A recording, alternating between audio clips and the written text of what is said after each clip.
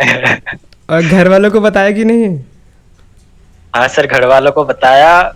मेरे तो आंसू ही नहीं रुक रहे थे रिजल्ट देखने के बाद। सही है यार। ये फीलिंग यार बहुत हाँ सही सर। होती है जब आप मेहनत करते हैं, हाँ उसके बाद जब रिजल्ट आता है तो वो कौन बैंक का अपना कौन सा बताया? Central bank of India sir. Central bank of India, क्या बात है। अभी लोकेशन पता चला कौन सी जगह पे है?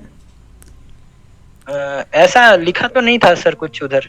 उसमें लिखा आता है क्या? मैंने तो बस अभी ऊपर central bank of India. I think ये अभी ट्रेनिंग के बाद बताएंगे। ट्रेनिंग के बाद बताएंगे आपको कौन सा बैंक, कौन से एरिया में जाना है, कौन कहाँ पे पोस्टिंग हुई अच्छा। है। चलो बढ़िया है, बहुत बहुत बधाई भाई आपको। अर्जू सरकार थैंक यू। अभी थैंक यू फुल सर। से आपकी सरकार चलेगी अभी सिर्फ। Thank you sir. सर एक बात मैं बोलना चाहूंगा, जो हाँ इंटरव्यू सेशंस थे हाँ, बहुत हेल्पफुल रहे सर।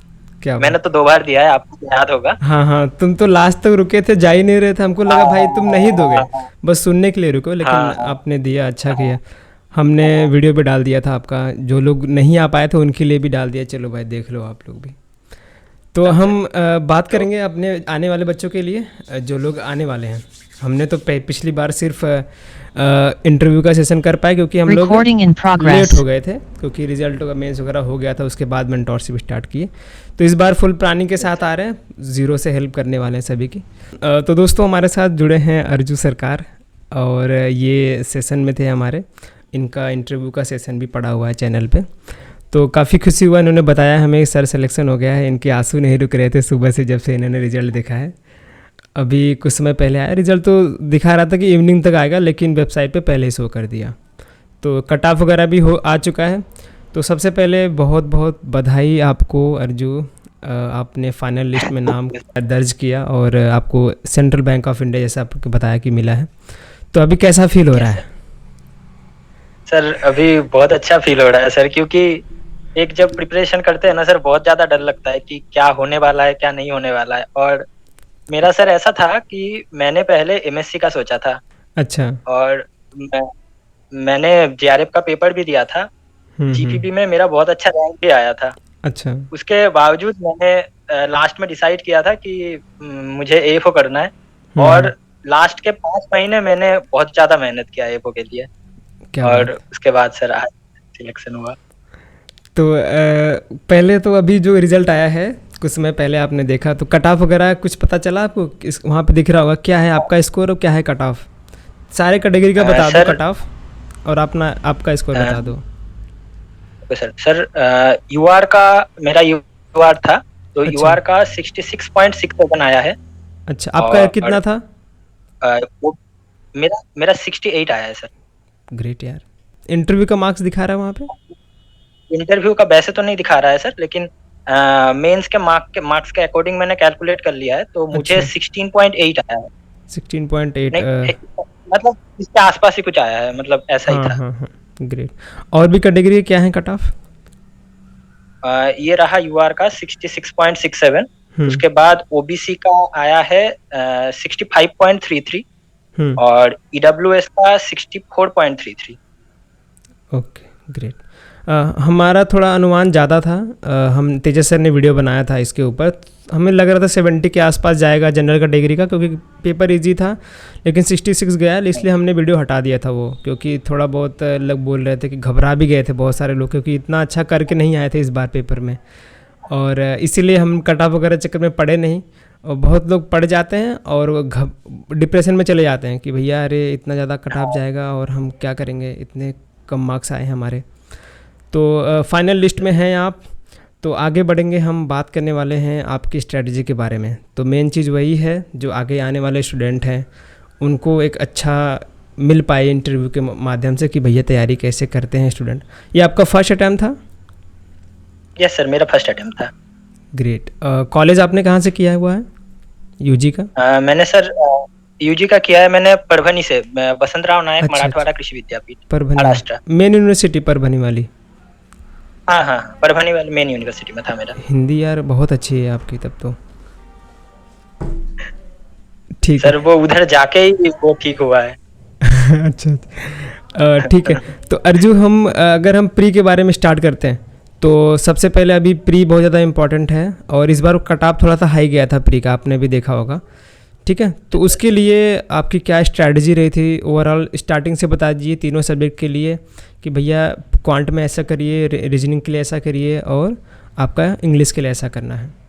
सर पहले तो प्री में जो मुझे एज सच इंग्लिश में ज़्यादा प्रॉब्लम नहीं आया सर।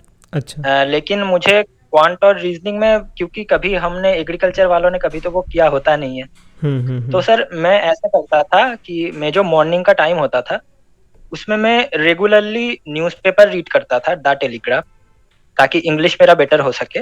रोज वो रेगुलर करता था मैं। और उसके साथ फिर थोड़ा यूट्यूब से क्लासेस लेता था मैं इंग्लिश के लिए। अच्छा। और अनुभव गोस्वामी जी का क्लास बहुत ही ज्यादा हेल्पफुल रहा मेरे लिए। और उसके साथ रीजनिंग और क्वांट में ऐसा करता था, अगर एक दिन रोज इंग्लिश तो रोज रहता था, उसके साथ ऑल्टरनेट डे पे मैं क्वांट और रीजनिंग करता था। अच्छा। और मैंने टारगेट पहले से ही बना लिया था कि मुझे कौन कौन से टॉपिक से नंबर स्कोर करना है। तो कुछ टॉपिक के नाम बता सकते हैं क्वांट में? सर मशीन इनपुट आउटपुट जो रीजनिंग में है, अच्छा, रीजनिंग वो मुझे कभी समझ नहीं आया सर। अच्छा। और मैंने देख लिया था कि वो मतलब उसमें ज्यादा दिक्कत होता है, वो टाइम कंज्यूमिंग भी है, तो मैंने मशीन इनपुट आउटपुट कभी नहीं किया।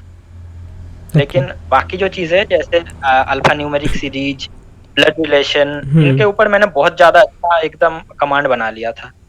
इनके ऊपर फिर पजल, ये सब बहुत अच्छे से कर पाता था। ये सब मैं बहुत अच्छे से कर पाता था क्योंकि मैंने इनके ऊपर बहुत अच्छे से काम किया। हाँ, रीजनिंग अगर स्कोर करना है तो पजल, सिटी में मैं सबसे बोलता हूँ कि भैया इस पे आपको कमांड करनी पड़ेगी, क्योंकि ये मिस नहीं होते किसी भी अगर सेक्शन में आ रहे हैं तो। और हमने 200 पजल की सीरीज भी चला दी है कि आप लोग सॉल्व करिए, डेली डाल रहे हैं टेलीग्राम पे। और उसके अलावा कौन कौन से टॉपिक? पजल बहुत पहले से ही आते थे सर, तो मैं बहुत पहले से ही पजल्स प्रैक्टिस भी करता था आपके चैनल से भी। अच्छा अच्छा, ग्रेट।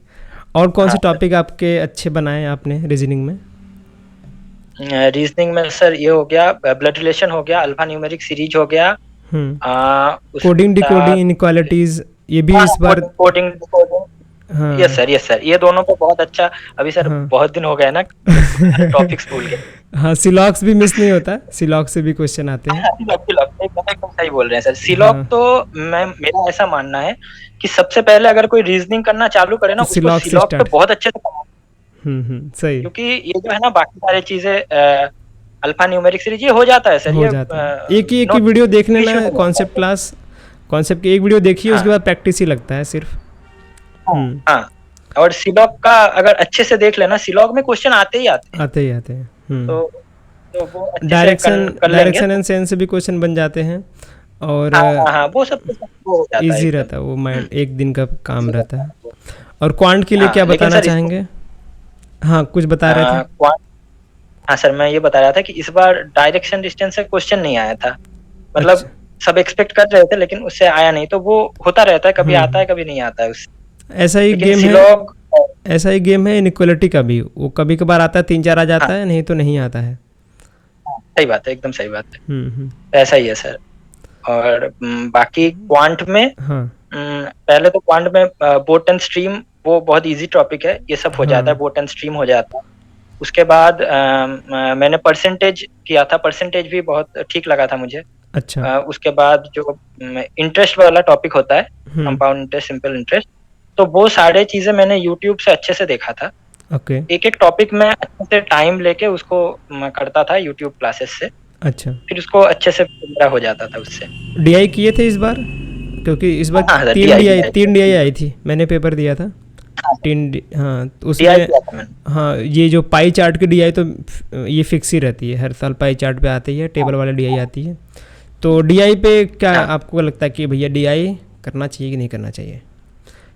करना चाहिए सर, बिल्कुल करना चाहिए, क्योंकि सर इन सब बाकी चीजों पे आप मतलब ऐसे भरोसा नहीं कर सकते कि बाकी चीजों से आपका निकल ही जाएगा। पर डीआई हाँ, कि अगर आपने एक बार कमांड बना लिया और 3 में से अगर 2 पे आपके हो जाए ना सही, तो फिर तो आपका काम बन ही गया, पूरा कट ऑफ क्लियर, और हाई स्कोर भी अच्छा कर लेंगे। हाँ, इसीलिए हमने टॉप 100 डीआई की भी सीरीज चला दी है कि भैया डीआई सॉल्व करिए आप डेली, और बहुत अच्छे क्वेश्चन डाल रहे हैं। तो उसको आप देख सकते हैं टेलीग्राम पे।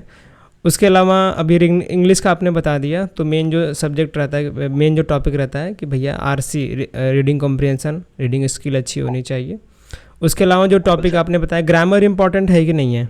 जो लोग बहुत पीछे पड़ जाते हैं ग्रामर के पीछे, कैसे तैयार किया? ग्रामर तो इम्पोर्टेंट है ही, लेकिन मेरे हिसाब से सबसे ज्यादा तो आरसी इम्पोर्टेंट है सर। अच्छा। अगर आप प्रॉपर एकदम जैसे मैं द टेलीग्राफ पढ़ता था रेगुलरली, हाँ, अगर आप वो पढ़ने लग जाते हैं ना और आप एक हैबिट बना लेते हैं, तो आपको, मुझे नहीं लगता कि ग्रामर में भी ऐसा सच कुछ प्रॉब्लम आना है, क्योंकि वो सही। पढ़ते पढ़ते ऐसा हैबिचुएटेड हो जाते हैं हम, तो हाँ, मतलब हाँ, हाँ। पता चल जाता है कोई लाइन पढ़ के ही कि यार ये लाइन में कुछ गड़बड़ है, बिल्कुल पढ़ते ही वो। पता चल जाता है इसमें कुछ तो प्रॉब्लम है।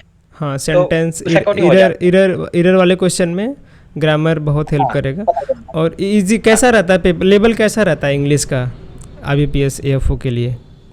कैसा है। लगा सर आपको लेवल? इस साल तो मुझे इजी लगा, काफी इजी था इस साल हाँ, इंग्लिश का।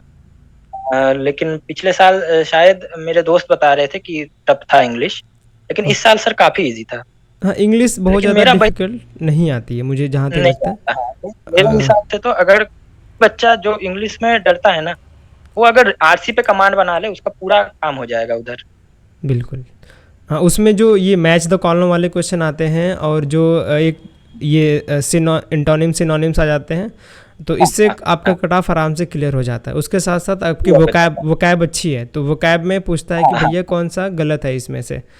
हाँ तो वो आप कर सकते हैं, उससे आप आराम से कट ऑफ लेकर ले जाएंगे। दिक्कत यहीं आती है कि 0.5 मार्क्स देते हैं वन क्वेश्चन का, उसमें बहुत लोगों का लॉस हो हाँ जाता है।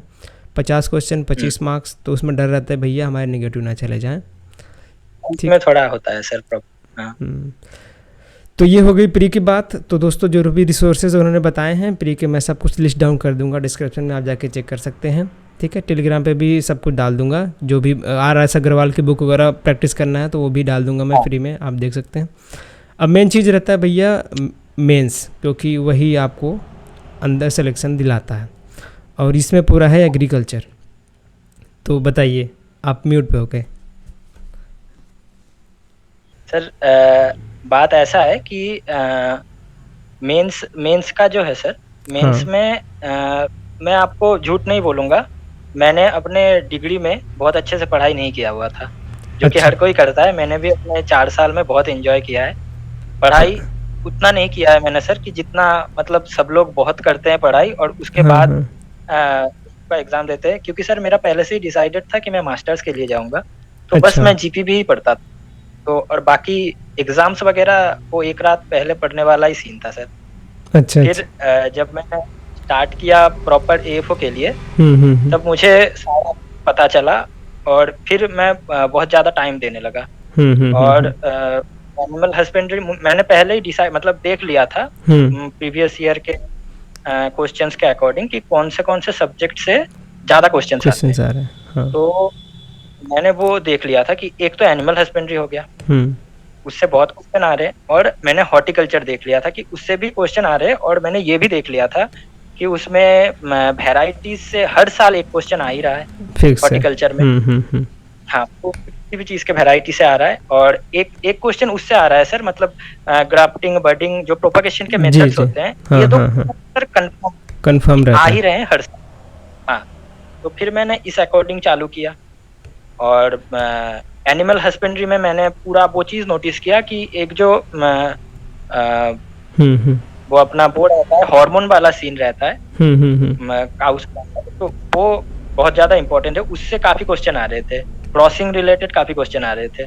तो मैंने उस अकॉर्डिंग इन सब चीजों को मैंने पहले स्ट्रॉन्ग बनाया अपना, गुड। टॉपिक्स अच्छे से समझ के क्वेश्चंस लगा के, फिर मैं धीरे धीरे आगे बढ़ता रहा। ये दोनों हो गए। फिर मैंने ये भी देखा था कि एंटोमोलॉजी से उतने क्वेश्चंस नहीं बनते थे, कम ओके। बनते थे। और अगर क्वेश्चंस बन भी जाते थे सर, मतलब ऐसे क्वेश्चंस बन जाते थे कि जो मतलब आउट ऑफ द कॉन्टेक्स्ट, मतलब कॉन्टेक्स्ट से ही बाहर हो जाता था, कि मतलब कितना भी आप पढ़ लीजिए कि वो शायद ही आपको मिल पाए। सही। तो फिर मैंने एंटोमोलॉजी लास्ट के लिए रखा था, क्योंकि वो उतना नहीं था, मतलब नहीं आ रहे थे उससे क्वेश्चन। अच्छा। उसके बाद मैंने एग्रोनॉमी देखा, हम्म। एग्रोनॉमी अच्छे से देख लिया था। बाकी पैथोलॉजी एग्रोनॉमी को अच्छे से मैंने एग्रोनॉमी कोई टॉपिक जो जहाँ से क्वेश्चन आपको ज़्यादा देखने को मिले? सर एग्रोनॉमी में मुझे क्रॉपिंग पैटर्न के उस रिगार्डेड मतलब क्वेश्चंस अच्छे दिखने को मिल गए, जैसे अच्छा। मल्च के ऊपर हो गया कुछ हाँ। क्वेश्चन, ऐसे क्वेश्चंस आते ही रहते हैं, तो वो और एक ड्राई था। लैंड और एक एग्रीकल्चर चीज हो गया आपका, हाँ, एग्रोमेट्रोलॉजीज। और एक हाँ। हाँ सर, और एक चीज मुझे जो सबसे ज्यादा इम्पोर्टेंट लगा कि मैंने देखा कि क्रॉप्स रिलेटेड क्वेश्चंस आ रहे हैं, ठीक। जैसे कि पिछले साल बेबी कॉर्न वाला आया था, हाँ हाँ मतलब हाँ। जो अगर आप एक बार क्रॉप्स पढ़ते हो तो आपको आ जाएंगे। ओके। तो मैंने उस पर फोकस किया था कि मैं क्रॉप्स को अच्छे से देख लूं, तो क्रॉप्स को मैंने 2-3 बुक में अच्छे से देख लिया था, क्रॉप सारे क्रॉप्स को देख लिया था मैंने, प्रॉपर नोट बना लिया था क्रॉप्स के। तो मुझे प्रॉब्लम नहीं हुआ सर। ग्रेट। एक तो ये हो गया, और आए भी है सर, प्लांटेशन क्रॉप से क्वेश्चंस हाँ, भी आ गए। प्लांटेशन टी से क्वेश्चन डायरेक्ट आए थे हाँ, इस बार। हम्म आ गए, तो उस अकॉर्डिंग मैंने सारा कुछ प्लान बनाया था। हम्म। और एक तो मेरा, क्योंकि जीपीबी से मैं मास्टर्स के लिए मैं कर रहा था, तो मेरा अच्छा। पैथोलॉजी, जीपी ये सब बहुत अच्छे से बहुत स्ट्रांग था, सीट टेक ये ओके। बहुत स्ट्रांग था। और बाकी रहा सीट टेक से भी हर साल मैं देख रहा था कि हाँ, एक क्वेश्चन क्वेश्चन तो तो बन ही रहा था। बन जाता है, और बहुत छोटा टॉपिक है, 2-4 पेज का एक हाँ टॉपिक है, वो हाँ पढ़ सकते हैं एक दिन में। हाँ हाँ, तो हम्म। आइदर वो जर्मिनेशन परसेंटेज से बन रहा था हाँ, या फिर आइसोलेशन डिस्टेंस से बन रहा था। और सीट टैग के भी मतलब कलर वगैरह पूछ लेते हैं कभी कभार। हाँ हम्म हाँ हाँ हाँ हाँ, ये तीन तो हम्म सबसे इम्पोर्टेंट है। तो हम्म। ये अगर चार्ट को अच्छे से कर ले तो सीटेक से तो एक क्वेश्चन पक्का ही है। बन जाता है। और हाँ, और बाकी रहा सब्जेक्ट। इस बार देखा होगा आपने, फिशरीज फॉरेस्ट्री, भाई साहब फिशरीज हाँ तो हाँ काफ़ी अच्छे हाँ हाँ क्वेश्चन हाँ पूछे हाँ गए हैं। हाँ तो हाँ। फिशरीज वगैरह कैसा फिशरीज अप्रोच था आपका फिशरीज के लिए? सर क्योंकि मैंने पहले साल, मतलब इससे पहले साल ही क्वेश्चन जब देख रहा था मैं प्रीवियस ईयर के, हाँ, मुझे समझ आ गया था कि फॉरेस्ट्री और फिशरी एक मतलब मेजर रोल प्ले करने वाला है। बिल्कुल। तो मैंने अ, जैसे मैंने सबसे पहले एनिमल हस्बेंड्री, हॉर्टिकल्चर ये सब किया, इसके बाद ही मैं इन सब में गया फॉरेस्ट्री, फिशरीज, अच्छा। क्योंकि ये टॉपिक को स्ट्रॉन्ग बनाना बहुत जरूरी है। क्योंकि सर क्या होता है कि सब लोग इन टॉपिक पे ज्यादा वो स्ट्रॉन्ग नहीं बना पाते, वो सोचते हैं कि इनसे कम क्वेश्चन आएंगे क्योंकि एलाइड का टॉपिक है तो शायद ही क्वेश्चन आ पाए ज्यादा। लेकिन मैंने सही। ऐसा नहीं सोचा था, मुझे लगा था कि इससे आएगा क्वेश्चन। और वो हम्म। क्लोराइड सेल वाला क्वेश्चन, चिताला चिताला, तो ये हम्म। दोनों ही मुझे आते थे, तो सही। मुझे प्रॉब्लम नहीं हुआ। हाँ, तो मैंने भी ऐसा ही एक सीन था सर। लिया था, एक ही सेशन लिया था मैंने फॉरेस्ट्री का, उसमें मेंशन कर दिया था अलग अलग ये फिशेस की स्पीसीज और उनके कहाँ से बिलोंग करते हैं। तो चिताला करते हैं, हाँ। चिताला यू हो गया, यूपी वाला। तो हाँ, यूपी वाला। तो सर मेनली तो फिशरीज में मेरे हिसाब से इस बार तो नहीं आया, लेकिन मेरे हिसाब से जो अच्छा। साइंटिफिक नेम होते हैं ना फिशेज के, हाँ। वो काफी इंपॉर्टेंट है। क्योंकि पिछले ओके। साल ही आया हुआ है, इस साल नहीं आया, लेकिन मे बी हम्म नेक्स्ट साल आ सकता है। हम्म। और बाकी तो ठीक है सर, इतना ही था पर फिशरीज का। और जैसे और माइनर सब्जेक्ट हैं, एग्रीकल्चर इंजीनियरिंग हो गया। एग्रीकल्चर इंजीनियरिंग जो है सर, वो भी क्या होता है कि उसमें सबको समझ नहीं आता है, मतलब वो टॉपिक थोड़ा सा हार्ड सा है। हाँ। तो इसलिए वो जब वो इंजन के पार्ट्स पे आ जाता है ना, या फिर ट्रैक्टर के पार्ट्स पे आ कोई जाता है, वहाँ तक तो पढ़ नहीं चीजें पाता। समझ नहीं आता है ढंग से। हम्म। हाँ, फिशरीज फॉरेस्ट्री भी हो गया, हाँ, इंजीनियरिंग भी हो गया, एनिमल आपने सीटेक भी बता हो दिया। गया, हाँ, एनिमल बता एनिमल दिया। हस्बेंड्री। सॉइल एनिमल और हस्बेंड्री में ब्रीड्स बहुत इंपॉर्टेंट है, वो एक हाँ बताना हाँ। भूल गया था, ब्रीड बहुत ज्यादा इंपॉर्टेंट है। ओके और ओके। सॉइल हो गया, सॉइल ही बाकी है सर, हाँ, सॉइल सॉइल। ही बाकी है हाँ, शायद। सॉइल साइंस से भी मुझे लगता है सबसे हाईएस्ट क्वेश्चन आए थे, सबसे ज़्यादा क्वेश्चन आए थे सॉइल साइंस से। और कैसा हाँ लगता सर, है सब्जेक्ट जो आपका ये न्यूट्रिएंट मैनेजमेंट वाला? न्यूट्रिएंट मैनेजमेंट से तो क्वेश्चन हर साल पूछे जाते हैं सॉइल साइंस से। आता ही है, आता ही है। सर एक तो फर्टिलाइजर वाला हो गया, ये बहुत इंपॉर्टेंट है, न्यूट्रिएंट वाला हो गया। हाँ। और एक है सर प्रॉब्लमेटिक सॉइल, अच्छा। इससे ये बहुत ज्यादा इंपॉर्टेंट टॉपिक है सर, क्योंकि प्रॉब्लमेटिक सॉइल से प्रॉब्लमेटिक्स। वो एक्टिविटी ये सबसे आ ही जाता है क्वेश्चन, सही सही। SAR ESP इन सबसे क्वेश्चन आ ही जाता है, हाँ हाँ कहाँ हाँ पे हाँ। पाया जाता है।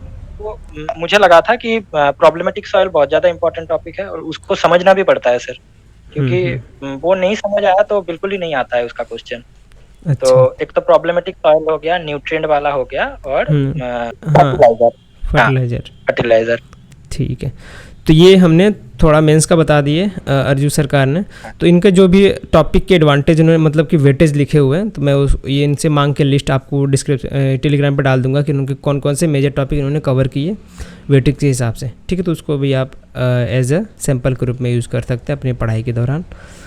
अभी मेंस, अभी इंटरव्यू पे आते हैं। मेंस हो गया है, इंटरव्यू में आप हमारे साथ थे और आपने दो बार हमने कराया था फ्री में इंटरव्यू, तो दोनों बार थे आप।